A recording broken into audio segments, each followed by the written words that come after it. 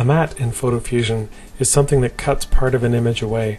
I'm not referring here to rips or other techniques like that. Here's a rip. I'll just take a paper texture and pull one of the smart frames out and drop it on top. Now this paper appears to be ripped. This isn't what I mean by a matte, even though it is cutting part of the image away. What I'm referring to here is a matte which makes part of the image transparent. You get at the mattes by clicking on the border and clicking here. This is a list of available default mattes, and you can see there are several. Here's a center gradient, here's an ellipse, and I'll use the ellipse to demonstrate. As I move the frame and resize it, you'll see that the matte is being reshaped automatically, and everything is non-destructive. I can continue to work on the image even though it has already been matted. For example, I can blur it if I want to.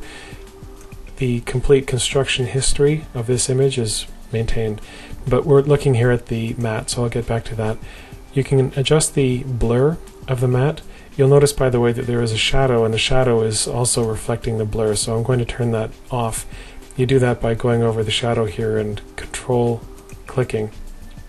Now if I blur it, you'll see it's just going to feather off into the background paper. We have this control here, hole. What that does is it inverts the matte. So you're seeing the inversion of the matte image. The lock allows you to keep the aspect ratio 1:1 as we have here because it's been locked, or if I go back and say I want it to be unlocked, the ellipse will completely fill the canvas up.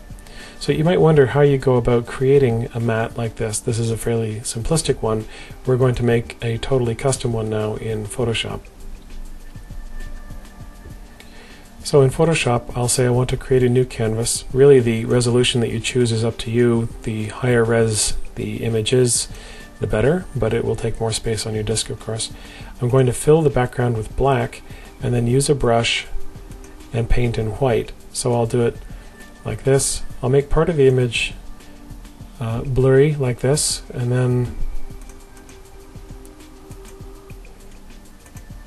I'll use a harder brush over here, make it a bit bigger, to show what it's like to have a hard and a soft edge in a single matte. So we'll save this off as a JPEG image. I'll put it on my desktop and we'll call this matte. So now we've saved this image and it's sitting right here on my desktop. Now I want to bring this into PhotoFusion, and I need to do it in a way that PhotoFusion knows that what we've just created is a matte. If I go into the organizer and say look on the desktop, we'll find the matte, but it's just another JPEG right now as far as PhotoFusion is concerned. For example, if I drag it onto the Create tab and drop it, it's going to show up as just another image. So what I need to do is to go in the organizer and tell PhotoFusion that this selected object is a matte. And I do it like that.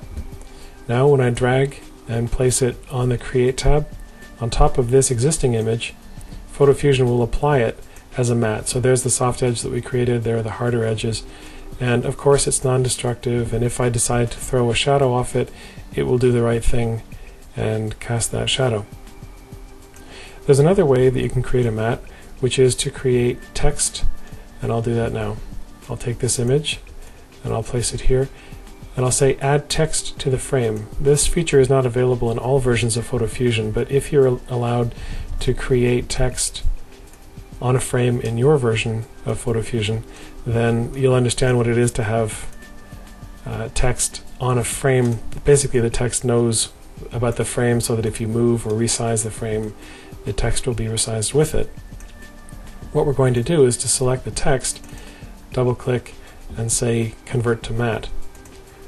What this does is it takes the font and the characters that we chose, and it makes a matte out of it, and it applies that matte to the frame, in this case the sepia tone image of the groom, and it just works. It's a non-destructive vector-based matte that we've created, and when we render or cast a shadow off it, it will look correct.